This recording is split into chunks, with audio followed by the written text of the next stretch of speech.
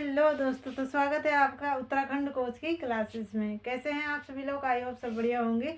तो हम यहाँ पे अब आपको करा रहे थे हिंदी क्लास। हिंदी क्लास में हमने जो अभी पीछे जितना भी कवर करा है उसको आप रिवीजन करते रहिए और इसी तरह से आगे बढ़ते रहिए और स्टडी करते रहिए। रिवीजन करना उतना ही ज़रूरी है जितना हमारे लिए पानी ज़रूरी है। तो इसलिए ही हमें क्या करना चाहिए, समय के साथ चीज़ों को रिवाइज करते रहना चाहिए। तो हमने पिछली कक्षा में जो करा था तो वो हमने पिछली कक्षा में पढ़ाया था स्वर के बारे में। तो स्वर किसे कहते हैं, स्वरों के बारे में किसे कहते हैं उसके बारे में तो मैं पहले ही बता चुकी हूँ व्यंजन वाली क्लास में।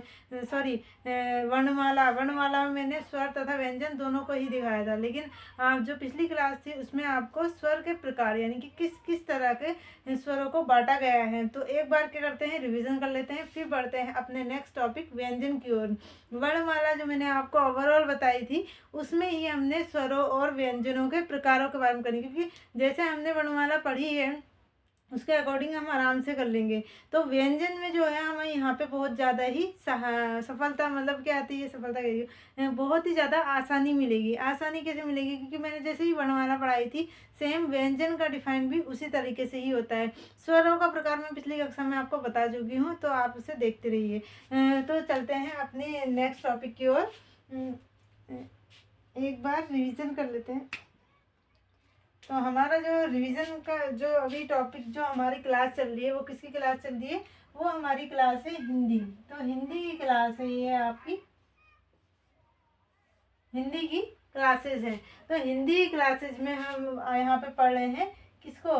व्यंजन को। लेकिन हम रिवीजन अभी पहले कर लेते हैं स्वर के बारे में। तो स्वर किसे कहते हैं? स्वर कहते हैं स्वतंत्र ध्वनियाँ होती है। ये स्वतंत्र ध्वनियाँ होती है, स्वतंत्र ध्वनियाँ होती है, स्वतंत्र ध्वनियाँ। तो यहाँ पे हम देखते हैं स्वरों के प्रकार। स्वरों को मैं बता चुकी हूँ, अब बार बार लिखने का कोई वो नहीं है। अब रिवीजन क्लास में जो होता है फटाफट होता है, तो फटाफट हम करते हैं यहाँ रिवीजन। तो हमारा सबसे पहले आ जाएगा कि उच्चारण के आधार पर, उच्चारण के आधार पर, उच्चारण के आधार पर। दूसरा जो था आपका ये जो दूसरा वाला था आपकी जीभ के आधार पर, जीभ के आधार पर। तीसरा जो था आपका होठों के आधार पर, ओठो यानी कि होठों के आधार पर। चौथा था आपका हवा के आधार पर, हवा कहाँ से? नाक और मुंह से आधार पर, मुंह के आधार पर। और मुंह खुलने के आधार पर, एक था मुंह खुलने के आधार पर।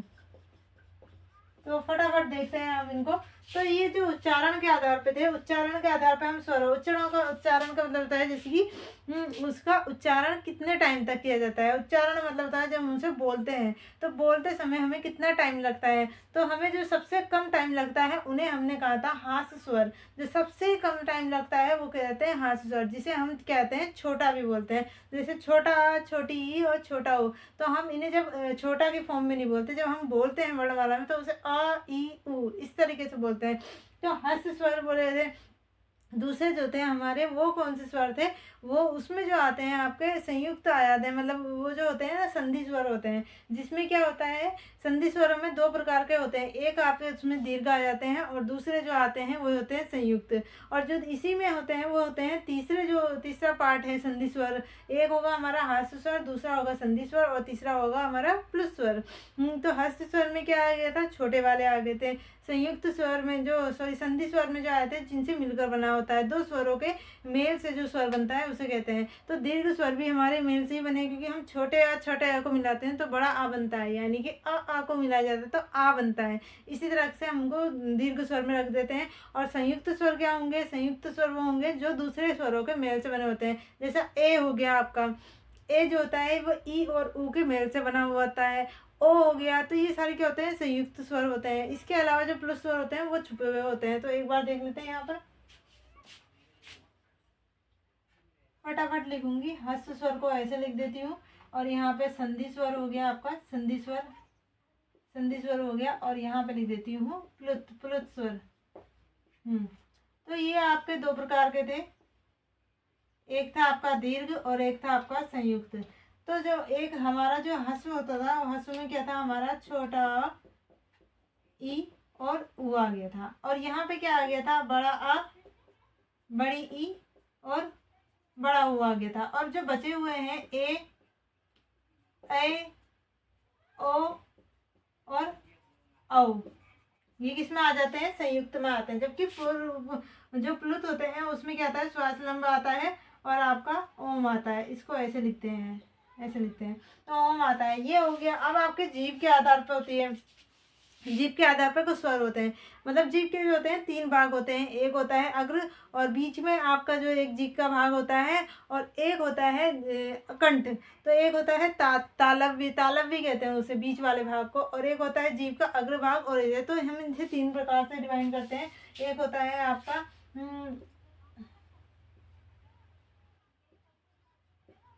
अग्र,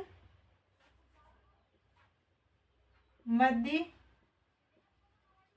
और यहाँ होता है पश्च, पश्च। तो यहाँ पे और होठों के आधार पे जो होते हैं वो 2 प्रकार के होते हैं। एक होते हैं व्रतमुखी और दूसरे होते हैं अव्रतमुखी। तो ये आपने देखा था। हवा और नाक के आधार पे जो थे वो 4 प्रकार के होते थे।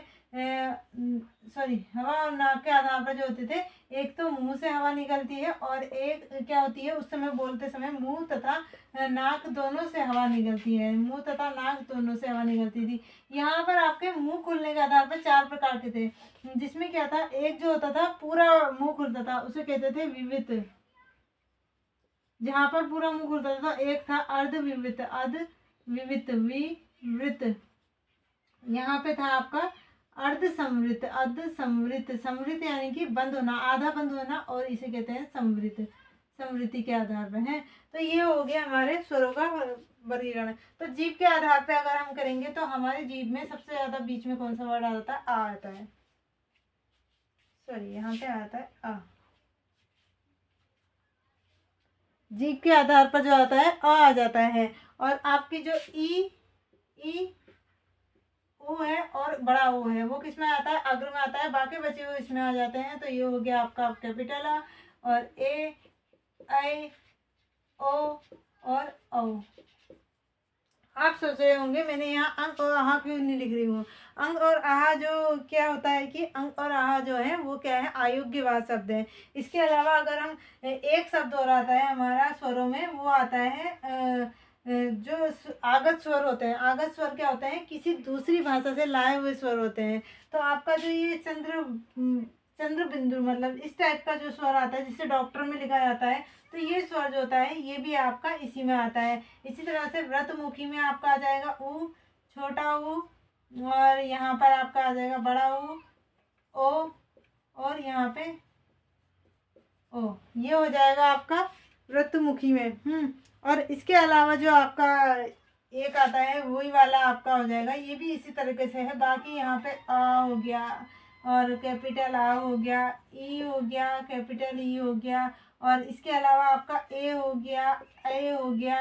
ये सारे किस में आएंगे, ये आएंगे अवृतमुखी में। अब मुंह से जो मुंह और नाक से दोनों से हवा निकलती है वो क्या थे, वो थे आपके अंग थे, और इंग ई था यहाँ पे, कभी कभी ऐसा आता है। और एक होता है आंग, चंद्र बिंदु वाला। तो ये सीधे होती है। बाकी क्या होते हैं इसमें आ जाते हैं, व्रतमुखी में आ जाता है आपका, अवृतमुखी में, संवृतमुखी में, और वित्तमुखी में। तो इसमें मैंने जो है आपको यहाँ पे कल डिफाइन कर दिए थे सारे। व्रतमुखी, व्रतमुखी जो था आपका कौन सा वाला था, व्रतमुखी में आता है पूरा मुंह खुलता है। तो आप आ बोलेंगे तो पूरा मुंह खुल जाएगा, आ बोलेंगे तो पूरा मुंह। जब आप ई बोलेंगे, उ बोलेंगे, तो आपका क्या हो जाएगा, व्रतमुखी और आवतमुखी। इसमें जो आपका आ जाता है ई उ, यानी कि यहाँ पर आपका ई और उ आ जाता है। ये आपका क्या हो जाता है, ई उ हो जाता है। जबकि अविवित और असमृत की बात करें तो अविवित और असमृत में आपका आ जाता है आ, ए, ओ, औ, आ, ए, ओ, ओ। बाकी जो बचते हैं वो इसमें आ जाता है। जैसे हमारा ए हो गया, जो हमारा आ हो गया, आ तो नहीं आएगा। क्या बच गया हमारा, ए हो गया, और क्या बचा हमारा, औ हो गया।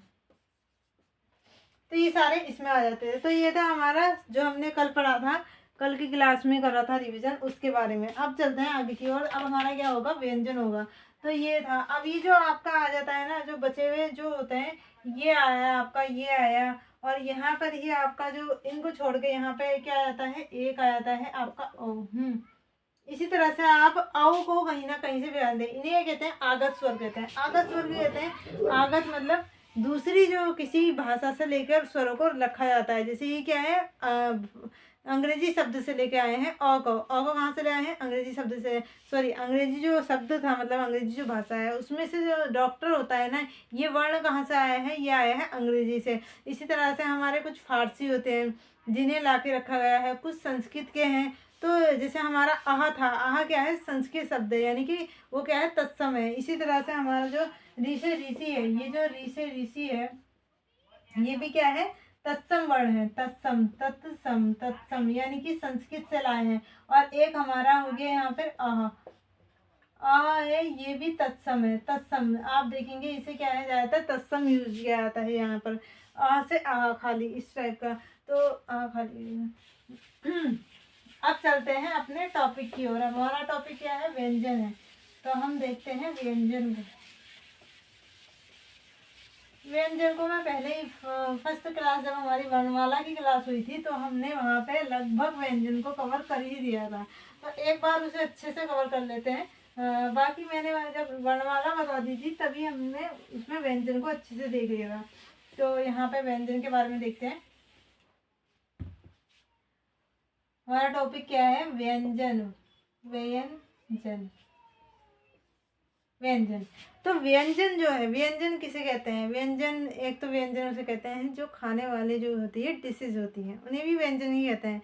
लेकिन ये खाने वाली डिशेज नहीं, ये बोलने वाली डिशेज है, तो इन्हें कहेंगे व्यंजन। अब मैंने आपको वहाँ पे एक क्या बताया था, सब्जी के बारे में बताया था। तो ये नाम भी उसी की तरह ही मिलता जुलता है। तो व्यंजन, व्यंजन की बात करें तो व्यंजन क्या होते हैं, जो ये व्यंजन होते हैं ये स्वतंत्र नहीं होते हैं, स्वतंत्र नहीं होते हैं। पहली इनकी खासियत स्वतंत्र नहीं होते हैं, और दूसरा स्वरों के सहयोग से बनते हैं, के सहयोग से, सहयोग से बने।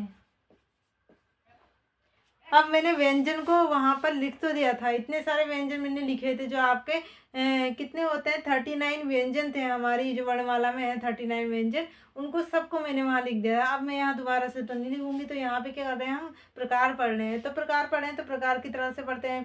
तो सबसे पहले आता है हमारा क से कबूतर। अगर हम क से कबूतर की बात करें, क से कबूतर, क से कबूतर, अब ये क से कबूतर तो आ गया है, अब ये कबूतर उड़ गया। तो क से कबूतर कैसे जाएगा, क हलंत प्लस अ, क हलंत प्लस अ। अब आप कोई सा भी देख लीजिए, कोई सा भी अगर आप देखेंगे, जैसे अगर आपने एक व्यंजन संयुक्त व्यंजन, क्योंकि संयुक्त व्यंजन में यहाँ पर हमने जो लगभग हमारे व्यंजन आते हैं वो पहले वर्ण और उसके साथ क्या होता है, एक स्वर जुड़ा होता है, इस तरीके से होता है। लेकिन कुछ ऐसे व्यंजन भी हैं जिनके साथ में या तो कोई दो शब्द जुड़े हुए हैं, यानी कि दो वर्ण जुड़े हैं, एक तो वर्ण जुड़ा है और एक दूसरा क्या है, प्रॉपर शब्द जुड़ा है, प्रॉपर वर्ण सुना है। यानी कि जो एक क्या है पूर्ण रूप से है और एक क्या है आंशिक रूप से व्यंजन वर्ण है, यानी कि व्यंजन है। तो यहाँ पे आप देखेंगे छ क्षत्रिय,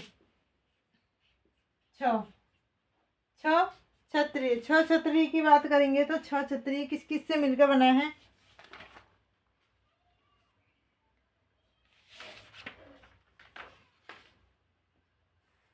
छ क्षत्रिय, छ क्षत्रिय,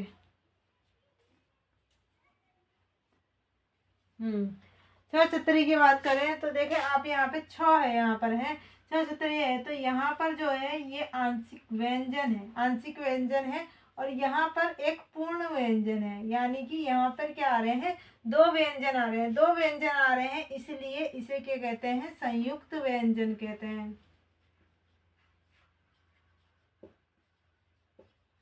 इसलिए इसे संयुक्त व्यंजन कहते हैं। लेकिन इसे आप संयुक्त व्यंजन नहीं कहेंगे, क्यों नहीं कहेंगे, क्योंकि एक यहाँ पर क्या है, आंशिक व्यंजन है और उसके साथ अ है। इसी तरह से आप क ख क घ जितने भी पढ़ते हैं, जैसे आपने पढ़ा सपोज यहाँ पर तो पढ़ा है, तो पढ़ा है, तो इसको भी आप देखेंगे तो क्या होता है, इसका भी मीन्स इसका होता है एक होता है आंशिक और इसके साथ क्या होता है अ जुड़ा होता है।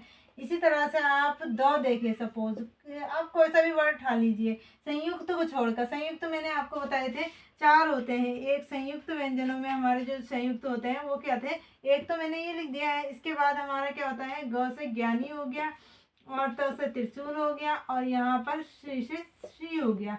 तो ये सारे संयुक्त है। इनके अलावा अगर आप द देते हैं तो दो देख के यहाँ पर दो हलंत के साथ प्लस ये हो गया। अगर आप ठ से ठठेरा पढ़ रहे हैं तो यहाँ पे आप देख सकते हैं एक हो गया हलंत के साथ आधा ठ और प्लस अ। तो यहाँ पीछे से क्या जुड़ा है, सब में अ जुड़ा होता है, तो सब में अ जुड़ा होता है, इसमें नहीं जुड़ेगा क्योंकि यह है संयुक्त व्यंजन। अब संयुक्त व्यंजन का मतलब वही होता है कि दो व्यंजन जुड़े हुए होते हैं। तो हाँ, आप समझिए होंगे, दो व्यंजन जुड़े हुए हैं, एक आधा व्यंजन और एक क्या है पूर्ण रूप से व्यंजन बना हुआ। जबकि बाकी आप कितना भी कोई सा भी देख रहे हैं तो वहाँ पे क्या मिलेगा आपको। कभी आपने पढ़ा होगा मिट्टी, मिट्टी, मिट्टी। अगर आप इसका क्या करेंगे, इसका जो व्यंजनों का फॉर्म में अगर इसका क्या करें विस्तार रूप देखें तो यहाँ पर आप देखेंगे एक होता है म और इसके साथ होती है ई। कौन सी ई, छोटी ई। और इसी के साथ हमारा जो है टो है, टो जो है हमारा हलंत के फॉर्म में है एक, और यहाँ पर जो टो आएगा वो हलंत के साथ है और इसके साथ बड़ी ई जुड़ी हुई है। ये हो गया मिट्टी। तो ये जो है ये इसके साथ कोई सा भी स्वर नहीं है, कोई सा भी स्वर वर्ण नहीं है, तो इसे इसलिए यहाँ पे आधे के फॉर्म में लिखा है। बाकी इसके साथ एक ही मात्रा है और इसके साथ एक ही मात्रा है, तो इस तरीके से लिखा जाता है। तो यहीं पे होता है हमारा व्यंजन। तो व्यंजन क्या है, व्यंजन जो होते हैं वो स्वतंत्र नहीं होते हैं और इनके साथ क्या जुड़े होते हैं, स्वर वर्ण जुड़े होते हैं। स्वर में क्या जुड़ा होता है, अधिकतर हमारा जो स्वर में जो सब में ही जुड़ा होता है वो क्या होता है अ। तो अ क्या है हमारा कहते हैं उसे प्रयोगिक स्वर है। सार्व प्रयोगिक स्वर किसे कहेंगे, और क्वेश्चन आता है सार्व प्रयोगिक स्वर किसे कहते हैं, तो वो आ जाता है हमारा अ, जिसे आप छोटा अ भी कहते हैं। तो अब हम देखते हैं इनके प्रकार।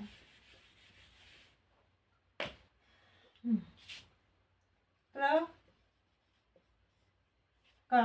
प्रकार मतलब व्यंजनों को कितने भागों में बांटा है, मतलब कितने प्रकार तो नहीं कहेंगे, मतलब ये क्या होता है कि इनके भेद कह सकते हैं, इनको तरीक़ों से मतलब बांटा गया है। जैसे क वर्ग वाले को, यानी कि जो वर्ग वाले हैं उनको अलग रख दिया है, और जो आपके सौ आते हैं उन्हें अलग रख दिया है, यर वालों को अलग रख दिया है, और उन्हें तो संयुक्त कह दिया है। तो व्यंजनों के जो प्रकार हैं वो क्या है, व्यंजनों का वर्गीकरण। तो सबसे पहले कहेंगे हम सबसे पहले हम बात करते हैं,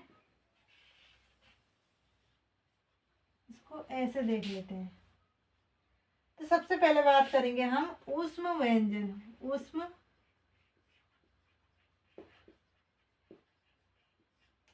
व्यंजन, ऊष्म व्यंजन किसे कहेंगे, ऊष्म व्यंजन जब उसे हम बोलते हैं तो हमें क्या लगता है, ऐसा लगता है हमारे मुंह से क्या निकल रही है, ऊष्मा निकल रही है।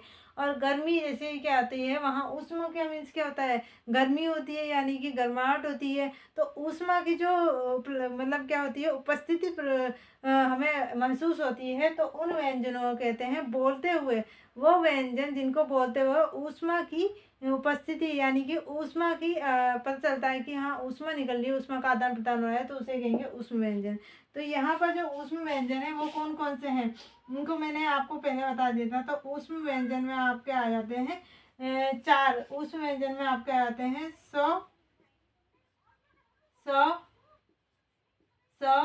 और यहाँ पर होता है आपका ह। ये हो गए आपके ऊष्म व्यंजन। पहले इनको ऐसे लिख लेते हैं, फिर इसके बाद क्या करेंगे, इनको अच्छे से पढ़ेंगे। फिर इसके बाद जो आते हैं आपके कौन कौन से व्यंजन आते हैं, इसके बाद आप आगे बढ़ते हैं। तो ऊष्म व्यंजन के बाद आपके आते हैं स्पर्श व्यंजन। स्पर्श व्यंजन इनको ना करते हुए पहले हम स्पर्श व्यंजन से ही स्टार्ट करते हैं। तो सबसे पहले हम देख लेते हैं यहाँ पे स्पर्श व्यंजन, क्योंकि पढ़ने में आसानी होगी। तो यहाँ पे हमारे आ जाते हैं स्पर्श व्यंजन। फिर आ जाते हैं आपके ऊष्म व्यंजन। ऊष्म व्यंजन फिर आप देखेंगे तो स्पर्श व्यंजन और ऊष्म व्यंजन। फिर आ जाते हैं आपके अंतस्थ व्यंजन। अंतस्थ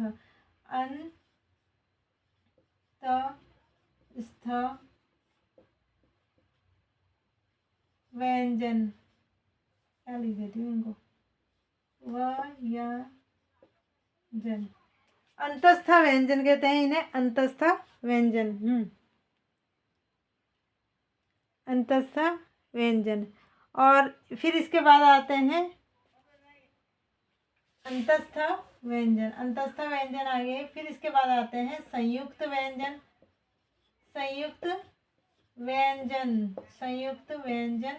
और यहाँ पर आपके आ जाएंगे, इसके साथ साथ भी बहुत और भी टाइप का होता है इसके अंदर, कि घुसत्व के आधार पर और इसके आधार पर। पहले हम प्रकार पढ़ लेते हैं। और संयुक्त व्यंजन फिर क्या हो जाएगा हमारा, इसके बाद जो आते हैं वो आ जाते हैं उच्छिप्त, उच्छिप्त पढ़ा होगा आपने, उच्छिप्त या द्विगुण व्यंजन, द्विगुण व्यंजन। अब एक चीज हम यहाँ पे देखेंगे कि सघोष किसे कहते हैं, सघोष। और यहाँ पे होता है हमारा, ये हो गया सघोष और ये हो गया है अघोष।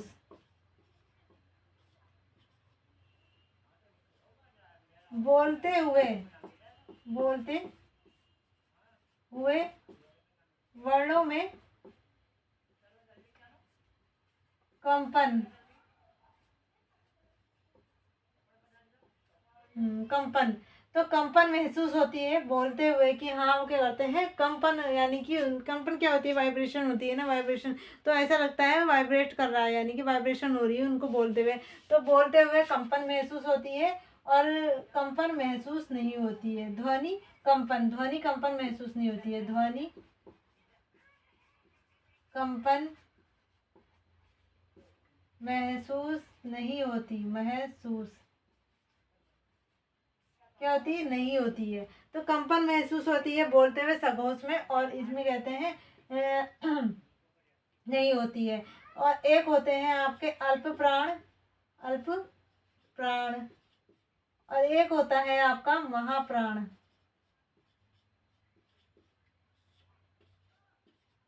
प्राण से तो मतलब समझ गए होंगे, प्राण से तो आप मतलब समझे होंगे कि अल्प प्राण का मतलब क्या होता है, महाप्राण का मतलब क्या होता है।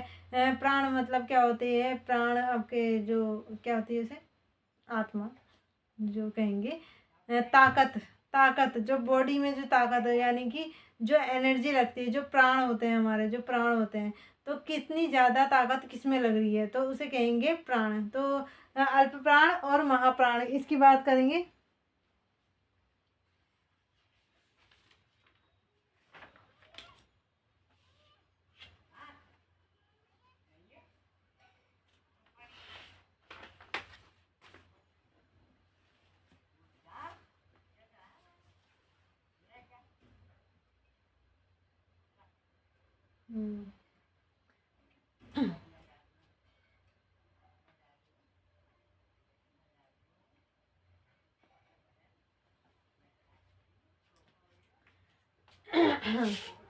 तो अल्प प्राण और महाप्राण की बात चल रही थी, मतलब किसमें ज़्यादा क्या हो रही है कि ताकत लग रही है, यानी कि कितनी ज़्यादा जिसमें एनर्जी लग रही है, जिसमें ज़्यादा वायु निकल रही है, उसमें कहेंगे महाप्राण। यानी कि प्राणी तो हुए, जो सांस होती है हमारी वो क्या होती है, प्राणी तो होते हैं हमारे, तो प्राण होती है। तो अगर हमारी क्या होगी, बॉडी से ज़्यादा वायु निकलेगी तो उसे कहेंगे महाप्राण कहेंगे। और अगर हमें क्या है, बोलते हुए किसी वर्ड को क्या हो जाएगी, कम वायु निकलेगी, तो उसे कहेंगे अल्प प्राण कहेंगे।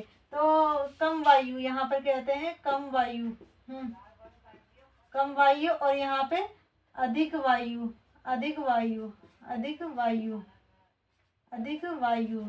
तो आप समझ गए होंगे कम वायु और अधिक वायु के बारे में। कम वायु और अधिक वायु किसे कहेंगे,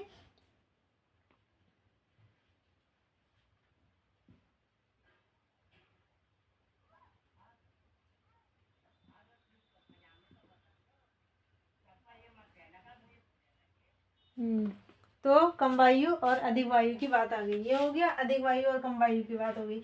आप देखते हैं फटाफट, ये स्पर्श व्यंजन, उष्म व्यंजन, अंतस्थ व्यंजन, संयुक्त व्यंजन और उच्छिष्ट या द्विगुण व्यंजन। तो स्पर्श व्यंजन क्या होते हैं, जिसमें क्या होता है बोलते हुए हमारे जो जैसे हम बोल रहे हैं, जो बोल रहे हैं, तो हमारे क्या होता है कि हम बोलते समय हमारे क्या होता है, जो हमारा जो स्ट्रक्चर है, जो बॉडी स्ट्रक्चर है, उसमें क्या होता है बहुत सारे अंग हैं, जिसमें क्या होता है हमें ये चीज़ें टच कर रही हैं। तो हमें कोई सी चीज़ बोलते समय, यानी कोई वर्ण बोलते समय हमारी जीभ टच कर रही है, कोई वर्ण बोलते समय हमारी क्या कर रही है कि हमारे दांत टच कर रहे हैं, कोई वर्ण को बोलते समय हमारा क्या हो रहा है कंठ से आवाज़ आ रही है, कोई वर्ण बोलते समय हमारा मूर्धन्य हो रहा है, कोई वर्ण को बोलते समय हमारा तालव्य है, यानी कि तात्व जो होता है वो लग रहा है। तो इसमें कहेंगे स्पर्श व्यंजन में वो होते हैं जिनमें क्या होता है स्पर्श करते हैं हमारी किसी बॉडी ने, किसी न किसी बॉडी से स्पर्श, किसी न किसी अंग से, मुंह के किसी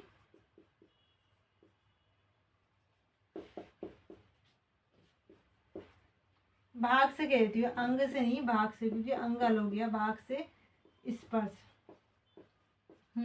उष्म उष्मा की उपस्थिति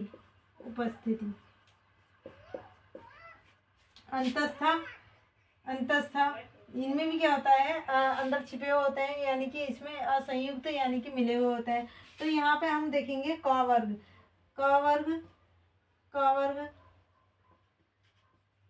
ख वर्ग, नहीं सॉरी, ख वर्ग के लिए च वर्ग, ट वर्ग, त वर्ग, क वर्ग, ट वर्ग, त वर्ग, और आ जाता है आपका प वर्ग। तो ये जो भी वर्ग होते हैं ना, ये जो आपके क ख ग घ है ना, च छ छ ज न, त थ द ध न, प फ ब भ म, ये जो होते हैं ना आपके, ये क्या हो जाएंगे, ये सारे जो होंगे ये आएंगे आपके स्पर्श व्यंजन है। अब इसमें जो पता चलता है कि हमें क वर्ग में कौन सा हमारा भाग टच करता है, च वर्ग में कौन सा करता है, ट वर्ग में। अब त में तो आप देख सकते हैं, त जब आप त बोलेंगे तो आपके क्या है दांत टच करेंगे। तो सबसे पहले हम त को देख लेते हैं। तो यहाँ पे क्या होता है दंतोष्ठ होता है, ये जो आता है ना, ये वाला जो होता है ना, ये होता है दंत, यानी कि दंत से रिलेटेड होता है। तो ये होता है उच्चारण करते समय हमारा दंत ही होता है। उच्चारण करते समय क्या होता है, यहाँ पे लिख देती हूँ उच्चारण। उच्चारण मीन्स बोलते समय। तो उच्चारण करते समय हमारा कौन सा वो पार्ट है जो टच करता है, या फिर दंतोष्ठ इस टाइप का बोल देते हैं उसमें। तो आप यहाँ पे याद रखेंगे दंत। अगर क्वेश्चन आएगा दंत दंत दंत, तो ये हो जाएगा आपका त वर्ग वाला। दंते य दंते दंतन उच्चारण करते समय क वर्ग बोलते हैं, तो यहाँ पे बोलता है कंठ, यानी कि कंठ वाला भाग टच करता है। च वर्ग की बात आती है तो आपका तात्व्य तात्व्य तालत्व तालत्व होता है, तालव्य होता है, तालव्य होता है। ट वर्ग करेंगे तो आपका क्या हो जाएगा यहाँ पर मूर्धन्य ट ट, आप ट बोले, तो आपके क्या होगा, ये जो जीभ होती है ना ऊपर नीचे टक होती है, टक ऐसी होती है, तो इसे कहते हैं मूर्धन्य। तो ये हो जाता है मूर्धन्य। ये आपका हो जाएगा मूर्धन्य। और ये हो जाएगा जब आप प बोलेंगे, प बोलना तो आपके होगा, ये हो जाएगा ओष्ठ। ओष्ठ मीन्स हॉट ही होता है। तो ओष्ठ यानी कि जब आप प बोलेंगे तो आपके ये प यानी कि इस तरह से टच होंगे। ट बोलेंगे तो आपका क्या हो जाएगा, ट में आपका मूर्धन्य टच होगा, त में आपका दंत टच होंगे, त में बोलेंगे तो तालव्य धातु होता है, ये जो अंदर होता है। क बोलेंगे तो कंठ से कंठ टच होता है, ये हो गया आपका। अब उसमें व्यंजन क्या होता है, उसमें व्यंजन की बात करें तो अब इनमें क्या होता है, दो चीजें होती है, एक होती है सघोष और एक होता है अघोष। सघोष और अघोष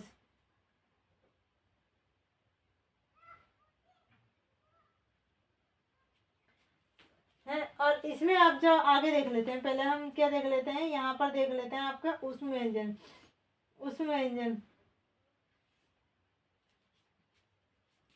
इसी में जब आप चलेंगे आगे की ओर तो अनुनासिक आते हैं। अनुनासिक पढ़ाया था मैंने आपको, जिसमें आपका नासिक के अंतर्गत क्या आ रहा था, पहले आ रहा था आपका, क्या आ रहा था आपका अड़ा खाली, ग खाली, वो आ रहा था ये नहीं था आपका, ये यहाँ पर क्या था, इसका जो था आ रहा था, और ये आ रहा था न न, हाँ ये आ रहा था, और ये नो आ रहा था यहाँ पर आपका, और ये आ रहा था मोह, जिसमें क्या होता है अनुनासिक या नासिक, नाक से पता चलता है, ऐसे नाक से बोल रहे हैं इस टाइप का। तो नासिक का मतलब आप नाक से समझेंगे, और नाक में आप जब बोलेंगे तो लास्ट के जो होते हैं वो किस में आते हैं, अनुनासिक के अंतर्गत आते हैं। उसमें व्यंजन में मैंने आपको बताया था स,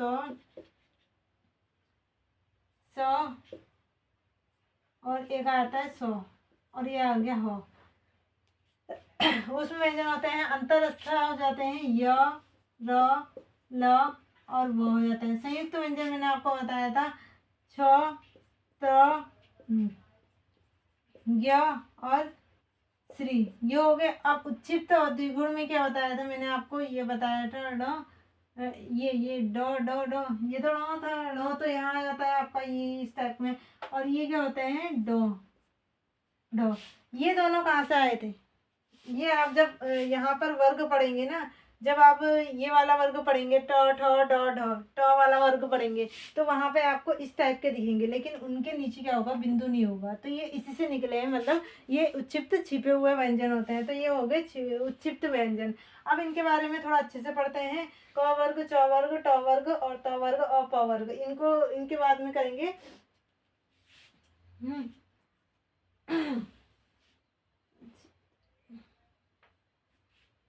ये जो आपके होते हैं, ये क्या होते हैं, ये जैसे मैंने आपको बताया था ना, ये भी तो किसी न किसी मूर्धन्य होते हैं। ये तो पहले मूर्धन्य होते हैं और अल्प प्राण होते हैं,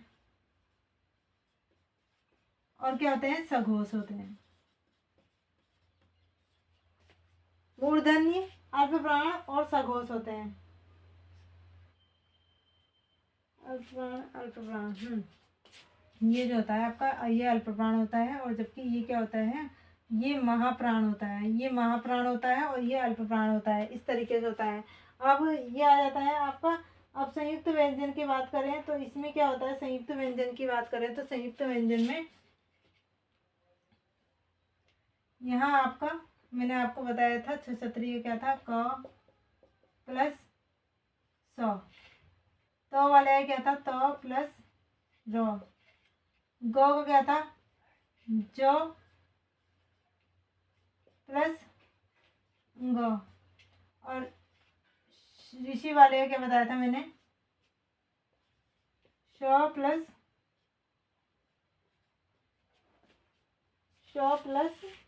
रो। तो ये हमारे क्या हो गए थे, ये थे संयुक्त व्यंजन। अब हमारे बच्चे अंतस्थ और इसको डिफाइन कर देते हैं। सौ सौ सौ सौ सौ सौ, आप इसको एक बार बोले तो सौ सौ सौ, तो हमें कहाँ से बोले जा रहे हैं हम देख सकते हैं इसको। ये जो हमारा होता है ये क्या होते हैं, अघोष। पहले तो हम इसको देखते हैं कि हम कौन से पार्ट से, मतलब हमारे जो अंग है कौन सा वाला भाग जो हमारा मुंह के अंदर का टच कर रहा है। तो सौ की बात बोले, सौ बोलेंगे तो सौ में हमारा तालु होता है, सौ में हमारा क्या होता है, तालु होता है, तालव्य, मूर्धन्य, और इसको बात करेंगे तो कंठ, सौ कंठ, ये हमारा क्या होगा, नहीं नहीं दंत मूल, दंत मूल, ये क्या होगा, दंत दंत मूल, और ये हो जाता है कंठ। तो इसमें ये जो तीन होते हैं ना, ये जो तीन होते हैं ये क्या होते हैं, सघोष, ये क्या होते हैं, अघोष और महाप्राण, अघोष और महाप्राण, अघोष और महाप्राण, महाप्राण होते हैं। और जबकि ये वाला जो होता है ना, ये होता है सघोष, कंपन होती है हाँ, और यहाँ पर क्या होता है, अल्प प्राण होता है, अल्प प्राण, अल्प प्राण होता है। यार अलावा की बात करें या र ल व, या र ल व, अब इनको देखना है, बाकी हमने देख लिया था। या र ल व, अभी इसमें जो है, इसमें वाले में, इस वाले में अगर हमारा बात करें तो सघोष और यहाँ पर अघोष का बच गया है। तो सघोष और अघोष इसमें देखना है। अभी अभी इसको क्या है कि इसकी क्या करेंगे, हम पूरा एक लिखेंगे तो उसमें क्या होगा, आपको जो पंक्ति और कॉलम दिखेंगे ना, तो उस हिसाब से हम इसको देखेंगे, क्योंकि यहाँ जगह कम है इस वजह से। हाँ, तो बाकी इसमें देखेंगे तो ये जो सौ सौ सौ होता है, ये अघोष और महाप्राण होते हैं। तालु मूर्धन्य और दंत, ये क्या होता है, श्वास होता है, जबकि हवा वाला जो होता है कंठ से निकलता है, और सघोष और अल्प प्राण होता है, बहुत कम समय लगता है। अंतस्था की बात करें तो य र ल व, ये क्या होते हैं, अंतस्था होते हैं, अंतस्था होते हैं।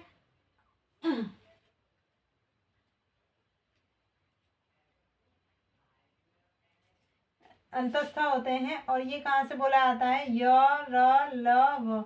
अब इनकी अंग की बात करें य र ल व की, तो तालव्य, दंत और दंतोष्ठ, यहाँ पे जो आ जाता है ये आता है तालव्य, दंत मूल, दंत मूल, यानी कि ये दो मिले होते हैं दंत मूल, और ये भी क्या होता है, दंत मूल होता है, दंत मूल होता है। और यहाँ पे जो आता है ना, ये आता है आपका दंतोष्ठ, दंत और ओष्ठ, दंतोष्ठ। अब दंतोष्ठ का मीन्स क्या हुआ कि दांत भी बोल रहे हैं और ओठ भी बोल रहे हैं, मतलब अगर आप बोलेंगे वो बोलेंगे ना, तो वो तो आपके दांत भी टच करेंगे और वो होठ भी टच करेंगे, तो इसे कहेंगे दंतोष्ठ। इसी तरह से जैसे कंठोस्थ भी बोल सकते हैं, कंठ भी और होठ भी, इस तरह से। तो दंत मूल का मीन्स क्या होगा, दंत मूल, यानी कि अब दंत मूल दंत मंजन तो है नहीं, दंत मूल का मीन्स होगा कि दांत भी टच कर देंगे और मूर्धनी भी टच करेगा, तो इस तरीके से होता है ये। अब इनकी बात करें तो ये क्या होते हैं, सघोष होते हैं और अल्प प्राण होते हैं।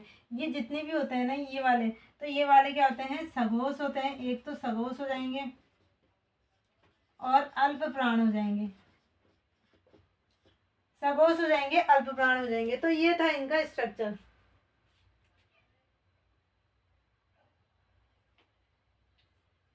सघोष और अल्प प्राण,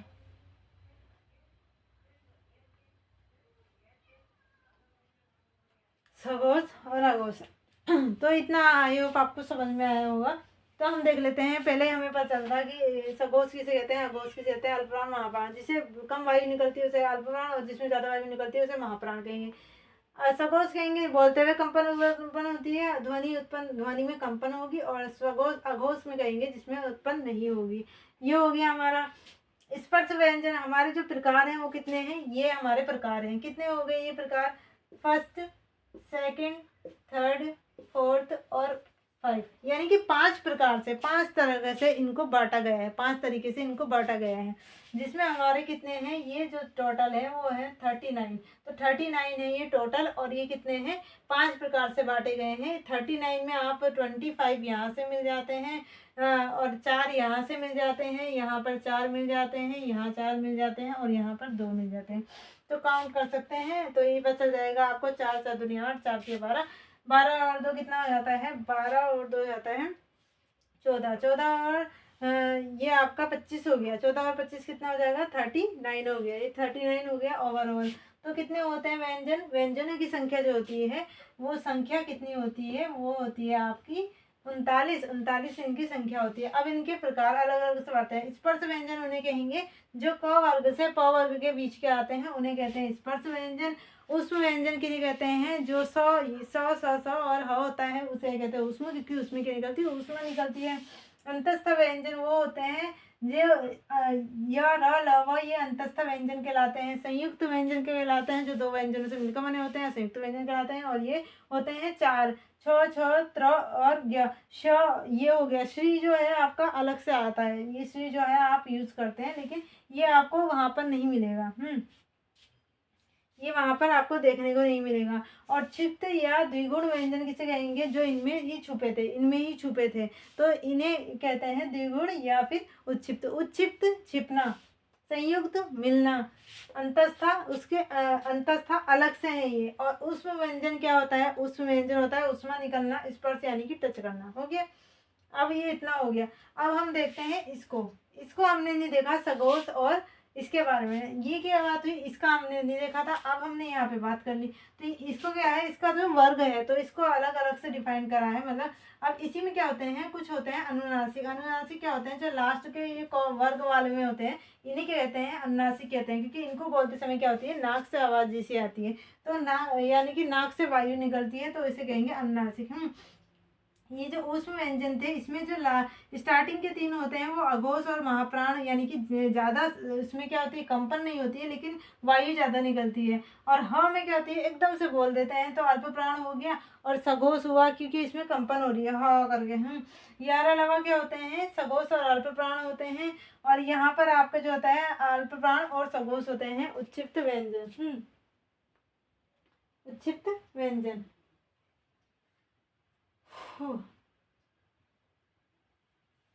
अब देखते हैं ये आपके वर्ग वाले जो थे, ये क्या आते हैं, स्पर्श व्यंजन। स्पर्श व्यंजन में जो है हमने सघोष, अघोष और महाप्राण और प्राण नहीं लिखा था।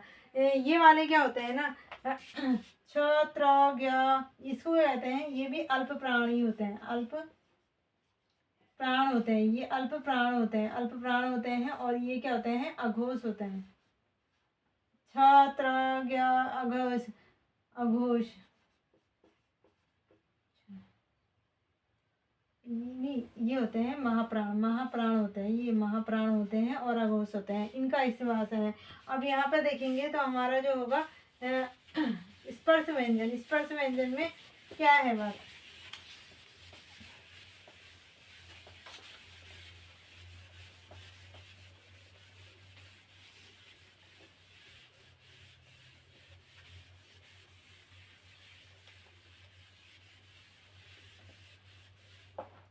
अब बात करेंगे हम स्पर्श व्यंजन की। स्पर्श व्यंजन,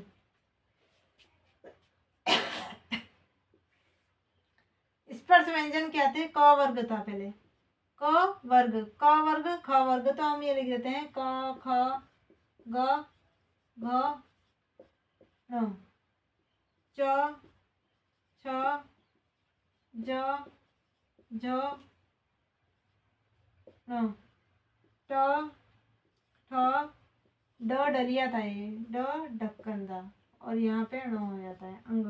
और ये अंग होता है, ये ण होता है, ये हो जाता है त, थ, त, थ, द, ध, द, ध, न, प, फ, ब, ब, म, ये हो गए, ये हो गए ना। अब इनको सघोष और अघोष की बात करें तो सघोष और अघोष, अब इनको कहेंगे कॉलम, कहेंगे कॉलम, कहेंगे इसको, कहेंगे एक, इसको दो, इसको तीन, इसको चार और इसको पाँच कहेंगे, इसको पाँच कहेंगे। तो हमारे जो कॉलम होंगे, तो अगर हम घोषत्व के आधार पर कहें, घोषत्व के आधार पर, घोषत्व, घोषत्व के आधार पर, और यहाँ पर लिख देते हैं प्राणत्व के आधार पर, प्राणत्व